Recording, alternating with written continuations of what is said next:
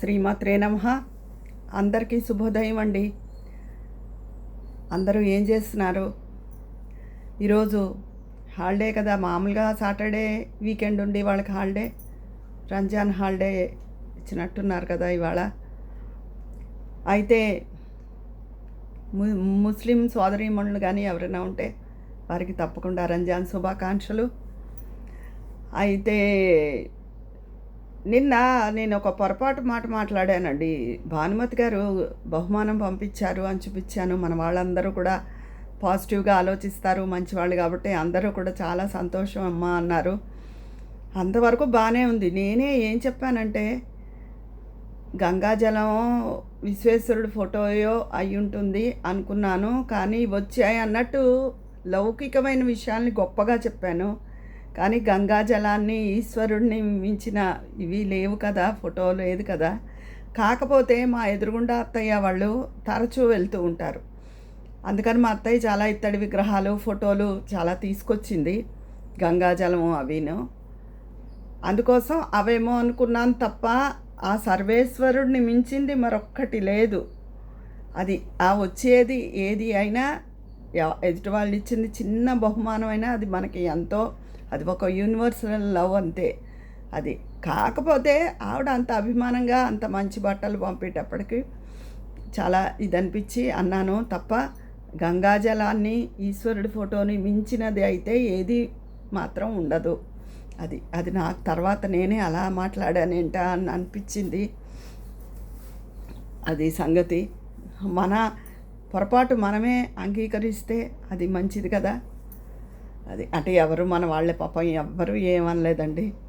అది కాకపోతే ఇవాళ ఒక సంఘటన పంచుకుంటున్నాను మీతో. ఆవిడకి సొల్యూషన్ చెప్పడం జరిగింది.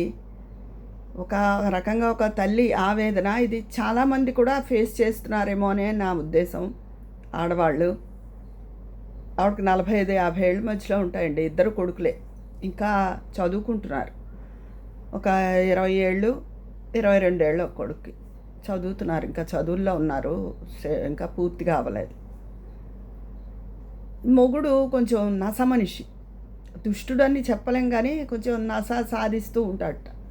ఎప్పుడు ఏదో దానికి వంకలు పెట్టడం, ఇలా అంటే అలా అన్నాం, కొంచెం చికాకు నసగా ఉంటాడు. గట్టిగా దెబ్బలాడేయడాలు, కొట్టేయడాలు అలాంటివి ఏం లేవు, కానీ ఏదో ఒకటి ప్రతి పనికి ఏం చేసినా దానికి వంక పెట్టడం, ఏదో ఒకటి అనడం, అలాగా. పిల్లల్ని కూడా చాలా విసుక్కుంటూ ఉండేవాట. ఈవిడ చాలా జాగ్రత్తగా పెంచుకొచ్చింది.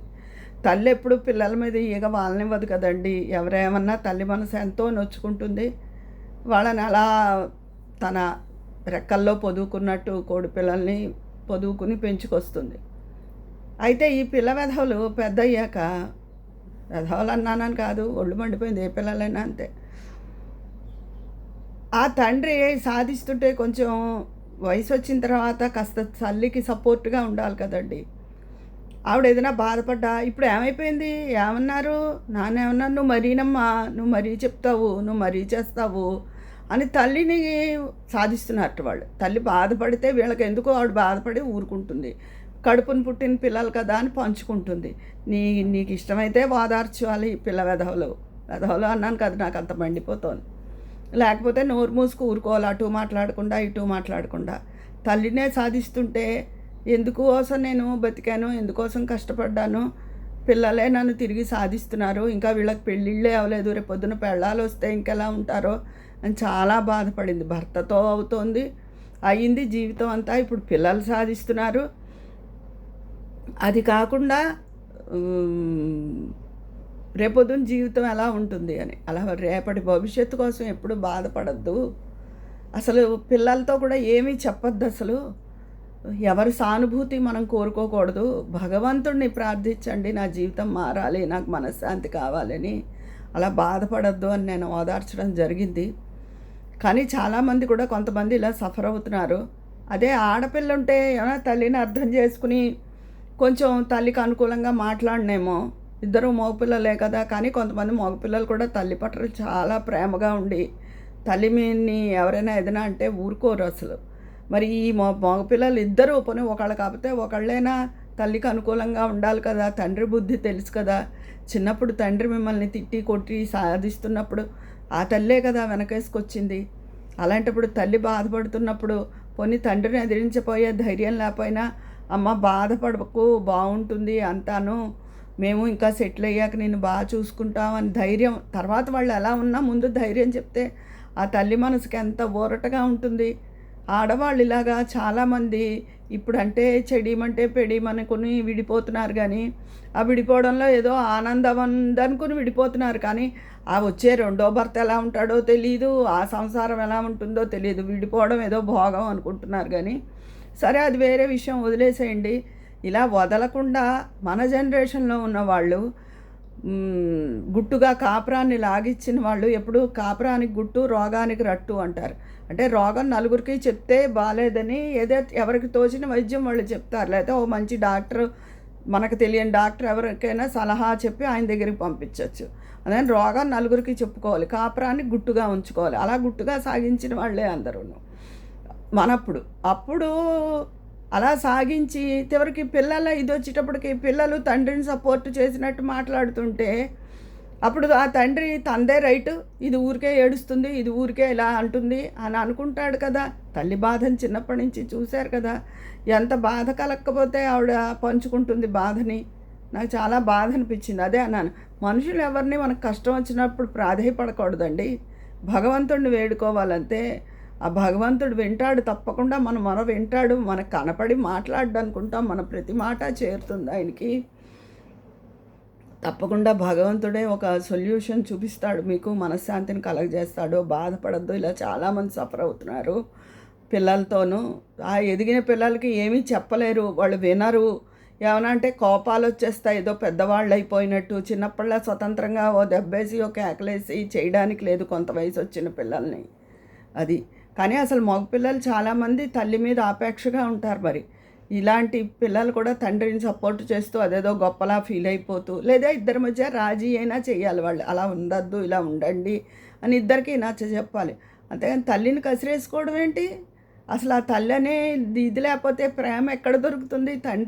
తల్లి చూపించినంత ప్రేమ ఎక్కడో కొంతమంది తండ్రులు ఉంటారు తప్ప తండ్రికి ప్రేమ ఉండదని నేను అన్ను. కానీ తల్లి చూపించినంత ప్రేమ తండ్రి చూపించలేడు. అది సృష్టిలోనే ఉంది, కొంతవరకే ఉంటుంది తండ్రి ప్రేమ. తల్లికి అలా కాదు. తల్లి అంతా తన ప్రతి నిమిషం ఆ పిల్లల కోసమే వెచ్చించి సాగిస్తుంది. వాళ్ళకి ఇష్టమైన ఆహారం వండడంలో ఆనందం పొందుతుంది, వాళ్ళకి ఇష్టమైన బట్టలు కొని వాళ్ళు వేసుకుంటే చూసి మురిసిపోతుంది. వాళ్ళు ఏదైనా రూపాయి అడిగితే తను దాచుకున్న దాంట్లో వాళ్ళకి ఇచ్చి ఆనందపడుతుంది. పిల్లల ప్రతి సంతోషాన్ని తన సంతోషంగా స్వీకరించి మురిసిపోయే తల్లి. అలాంటి తల్లిని కసిరేసుకునే హక్కు కానీ, అసలు ప్రేమన్న పిల్లలేనా వాళ్ళు? తండ్రిని వెనకేసుకొచ్చేస్తే తండ్రి ఏదో బోళ్ళు ఆస్తి ఇచ్చేస్తాడనా ఏంటి? తప్పు కదా అలా ఎవ్వరూ దయచేసి తల్లుల్ని బాధ పెట్టకండి, వాళ్ళ బాధ అర్థం చేసుకోండి. మీకు తండ్రిని ఎదిరించే ధైర్యం లేకపోతే తండ్రిని ఎదిరించమని నేను చెప్పడం లేదు. అమ్మ ఏదైనా బాధ చెప్పుకున్నప్పుడు ఆ బాధని వినండి. రోజులు బాగుంటాయమ్మా, మేము ఇంకా సెటిల్ అయ్యి ఉద్యోగాలు తెచ్చుకున్నాక ఇంకా బాగా చూసుకుంటాను నిన్ను, అన్నీ బాగుంటాయి. అప్పుడు ఆయన ఏమంటారు? ఈ మాట ఎందుకు చెప్తున్నానంటే, నాకు తెలిసిన ఒక పెద్దవాళ్ళు ఉన్నారు మా బంధువుల్లోనే, ఇప్పుడు పెద్దవాళ్ళు అయిపోయారు వాళ్ళు. ఆవిడ మా బంధువు, చిన్నప్పుడు అంతా చాలా అత్తారికి చాకరీ చేసింది. చాలామంది ఆడపడుచులు, పెద్ద సంసారం. ఈయనే పెద్ద కొడుకు, చాలా చేసింది. ఈవిని మొగుడు, ఆడపడుచులు అందరూ చాలా కాల్చుకుతున్నారు. చాలా బాధలు పడింది. అందరూ చెప్పుకునేవారు కూడా, అయ్యో బోళ్ళు బాధలు పడుతోంది అని చెప్పి. పిల్లలు 50 ఏళ్ళు వచ్చేటప్పటికి అదృష్టం ఏంటంటే పిల్లలు సెటిల్ అవ్వడం మొదలెట్టారు. 60 ఏళ్ళు వచ్చేటప్పుడు పూర్తిగా సెటిల్ అయిపోయారు. ఒక స్టేజ్కి వచ్చేసారు, పెద్ద స్టేజ్కి. అంతే, ఈ తండ్రి అణిగిపోయాడు సాధించడం. అసలు ఇంకా ఆడపడుచు బంధువులు అందరిలో ఒక ఆహా ఓహో అన్న పేరు వచ్చింది. అసలు ఇంకా మొగుడు పల్లెత్తు ఒక మాట అనడం, సాధించడం ఇంకేమీ లేవు.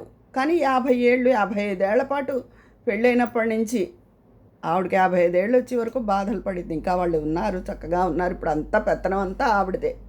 ఆవిడ ఏమంటే అదే. ఇప్పుడు 75 ఏళ్ళు ఉంటాయి. ఇప్పుడు అంత ఆనందంగా ఉంది. పిల్లలు ఎదిగి ఒక స్థితికి వస్తే కూడా చాలా తల్లిని గౌరవిస్తారు.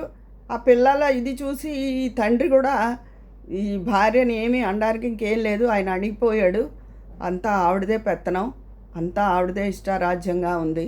బాధల ఓర్పుకి ఫలితాన్ని ఇచ్చాడు భగవంతుడు. కానీ ఒక్కొక్కసారి అందరికీ అది అందరి విషయంలోనూ అవ్వదు. కానీ ఈ పిల్లల అమ్మ బాగుంటుంది, మేము స్థిరపడి నేను బాగా చూసుకుంటాము, నువ్వు బెంగ పెట్టుకోకు అని చెప్పడం పోయి తండ్రితో కలిపి సాధిస్తారా? తల్లి ఎంతో అపరూపంగా పెంచితే అసలు అది చాలా తప్పు. తల్లి బాధను అర్థం చేసుకోవాలి. మగపిల్లలకి అసలు ఉంటుంది అంటారు, ఆడపిల్లలకి తండ్రి మీద, మగపిల్లలకి తల్లి మీద ఉంటుంది ప్రేమ అంటారు. కానీ అంతా రివర్సులుగా ఉన్నాయి. ఎవరి ప్రేమని ఏమీ చెప్పలేం మనం. ఎవరికి నిష్కల్మషమైన ప్రేమ ఉందని కూడా మనం నమ్మకూడదు. ఒక్క భగవంతుడికి మన మీద, మనం భగవంతుడిని నమ్ముకోవడం, ప్రేమను పెంచుకోవడం, అదే ఉత్తమమైన ఇది నా అనిపించింది నాకు. అందరిని ఎప్పుడూ అలాగే అనుకుంటాను. ఇంకా అన్ని సంఘటనలు చూస్తే అలాగే ఉంది. ఒక మనిషితో బాధ పంచుకునే కన్నా దేవుడి దగ్గర కూర్చుని, ఎప్పుడు నేను అదే చెప్తాను కదా, దేవుడితో మీ బాధ చెప్పుకోండి అంతే. ఆయన తప్పకుండా ఆ బాధలో నిజాయితీని గుర్తించి ఏదో ఒక సొల్యూషన్ చూపిస్తాడు తప్పకుండాను. నా ఈ వీడియో అందరికీ నచ్చిందే అని అనుకుంటున్నాను.